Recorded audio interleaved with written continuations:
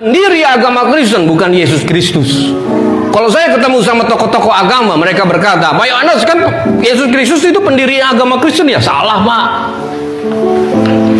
Awal mula kenapa bisa jadi agama?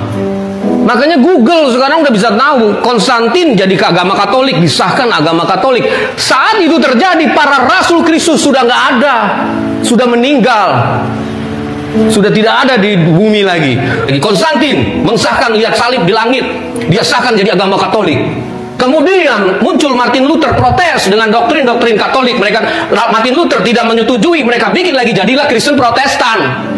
Muncul lagi Calvinis, Armenian, itulah karismatik. Jadi pendiri agama Kristen manusia, itu mulai dari Konstantin dan sebagainya. Bapak ibu dan saya kalau sekedar beragama Kristen, bukan pengikut Kristus, pengikut Martin Luther, Calvinis, Armenian, dan lain-lain. Orang Kristen dengan orang beragama Kristen itu beda.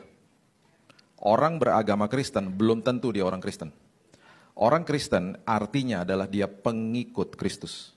Orang yang menjadi pengikut Kristus adalah orang yang mengerti dan tahu isi hati Tuhannya. Dan dia intim sama Tuhan. Kalau tidak, orang-orang seperti ini, jemaat Tuhan ini akan betul-betul hidupnya di dalam depresi. Karena mata rohaninya nggak pernah dibukain sama Tuhan.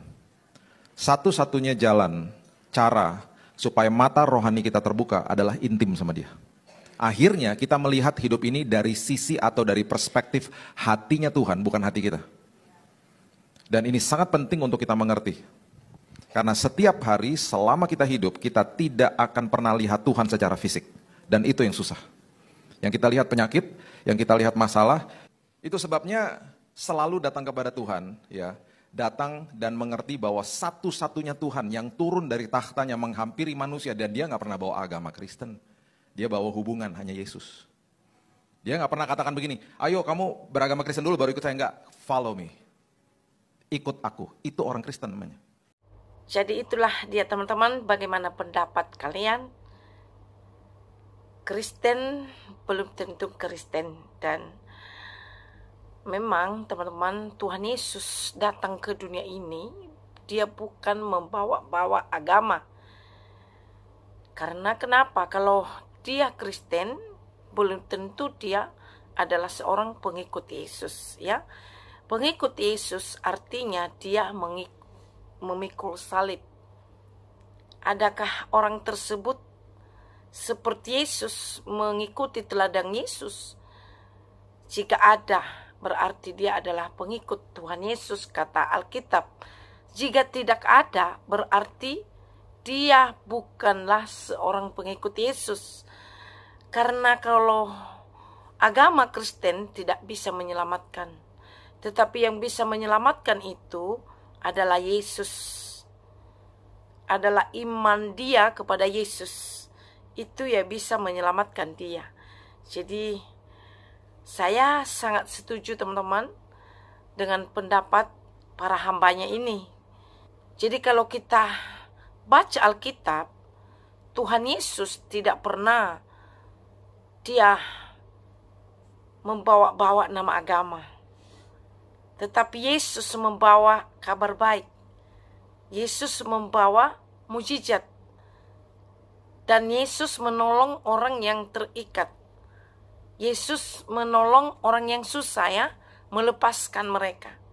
Ya. Yang sakit Tuhan sembuhkan. Yang buta Tuhan sembuhkan, yang lumpuh berjalan. Itu yang Tuhan tujukan, kasih yang Tuhan Yesus tujukan kepada dunia ini teman-teman, ya. Jadi makanya kalau banyak di luar sana berkuar-kuar berkata agama-agama, jadi tidak heran kalau orang Kristen itu ya enjoy saja. Kenapa?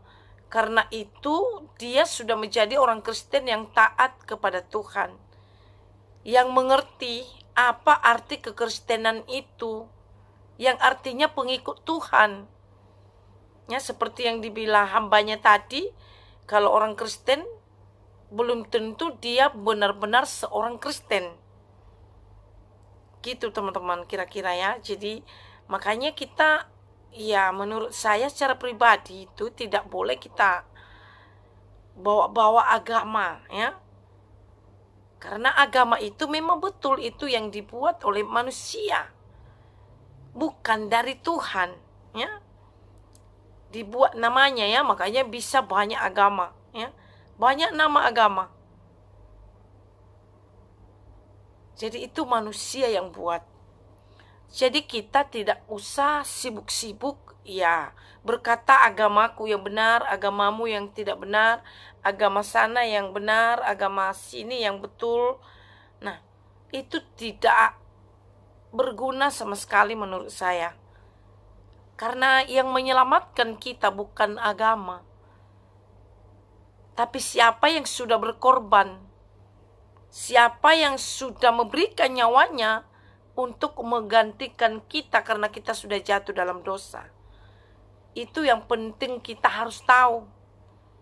Siapa yang sudah bangkit dari antara orang mati dan naik ke surga untuk menyediakan tempat bagi setiap kita yang percaya kepada Tuhan Yesus Kristus. Itu yang penting menurut saya secara pribadi. Nah, jadi itulah teman-teman pendapat dari saya.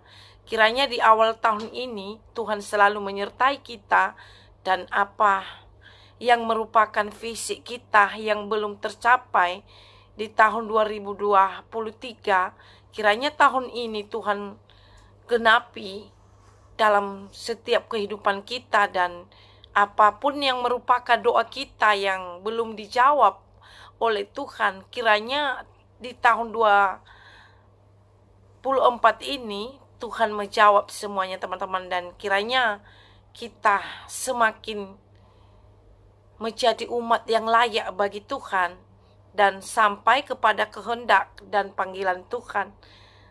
Dan di akhir video saya ini saya mengucapkan selamat tahun baru buat kita semuanya. Kiranya Tuhan Yesus selalu menyertai kita dimanapun kita berada saat ini.